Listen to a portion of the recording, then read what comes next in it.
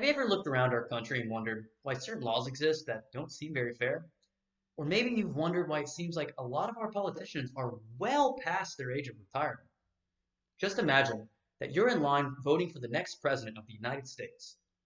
All the online polls say that he should easily win. The results come back and it's not what you'd expected at all. They lost by a landslide, but how? The other candidate was much older in years and was able to secure the vote from older generations, who happened to show the largest voter turnout overall. The new president-elect holds strong policies that are only popular in younger generations. You might be waiting 8 years for another president. What's worse is that most of their supporters were older than 70 years old, and it's likely they won't even be around by then. Our country just moved closer to the ideals of a generation that are no longer even alive, and you are forced to deal with whatever they left behind. My topic today is age cutoffs for elections and politicians. I am qualified to speak about this topic because I've performed extensive research into our current voting system as well as major elected officials. I will discuss three main points in the body of my speech. First, I will address the problems of our current voting system. Second, I will discuss what caused those problems. And last, I will discuss the possible solution to lead to a more fair voting system. To start off, my first main point is the problems of our current voting system.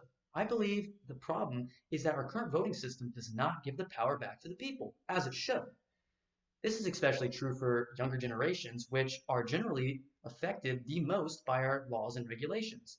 While it's true that laws affect all of us, unless a law is targeting the elderly, younger generations will have to endure the lasting effects of laws created by older generations. Despite that, based on the average age of death, older generations will soon be passing on, leaving the benefits or consequences to the younger generations.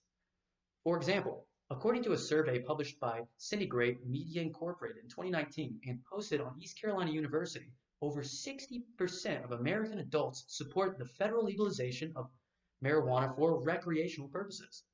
Yet over 75% of adults born before 1946 oppose the legalization of marijuana. Obviously, that's a problem.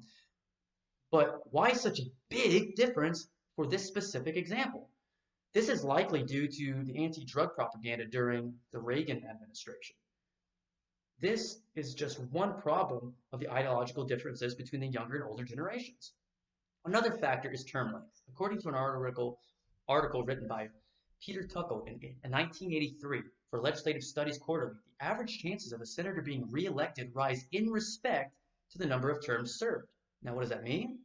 It means senators are staying in office for decades in some cases, and there isn't much we can do about it. Some terms showed an average as 90% for re-election rates for senators serving 4 terms or more.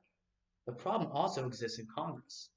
Now that you're familiar with the problems of our current voting system, let's discuss the cause of the problem.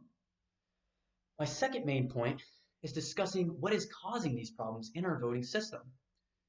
These problems are caused by a lack of limitation of terms for major elected officials, voter turnout by age group, and voter preference by age group.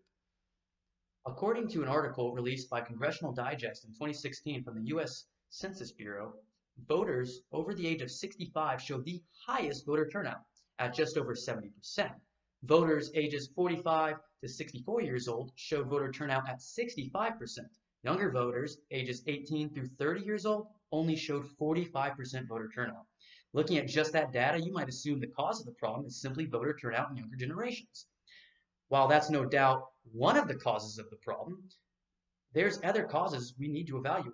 According to an article written by Stephen Webster and Andrew Pierce in 2019 and published by Social Science Quarterly, as age difference of candidate and voter increases, the odds of co-partisan voters that will vote for that candidate decrease, regardless of what party. And to add to that, according to data received from the current population survey for 2019 from the U.S. Census Bureau, nearly 42% of our population is between the ages of 45 and older. Only 35% of our population is ages between 18 and 44. Now that's a 7% gap, which is high, but nothing jaw-dropping. What is more interesting is that out of the 42% ages 45 and older, nearly 17% were ages 65 and older.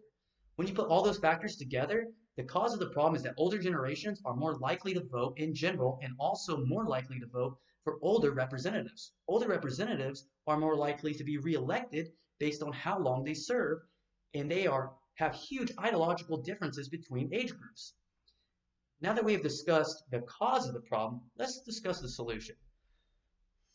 My last main point is discussing a possible solution to our current voting system.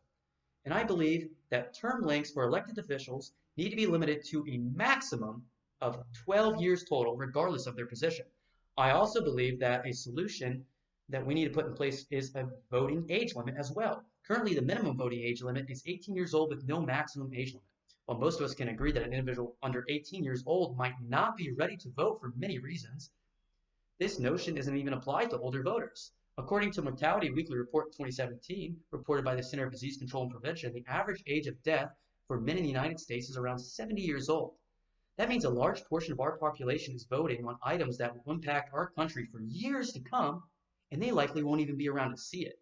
A solution to that problem would be to limit the voting age to a minimum of 18 years, as it is, and a maximum of 70 years old.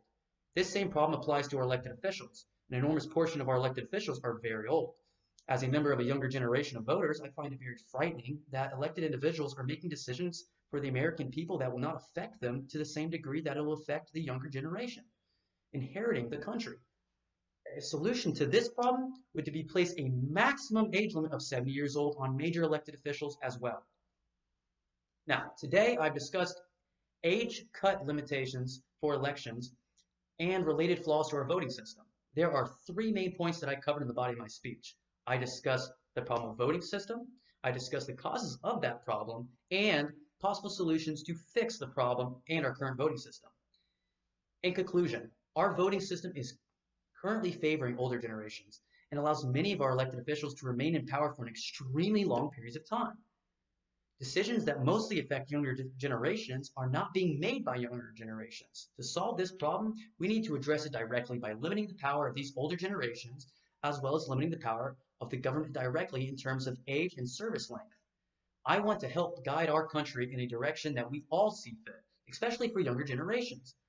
I understand that in proposing this, that when I turn a certain age, I will have to pass on the torch onto the next generation, and I'm prepared to do that just to solve this problem. And I urge you to do the same.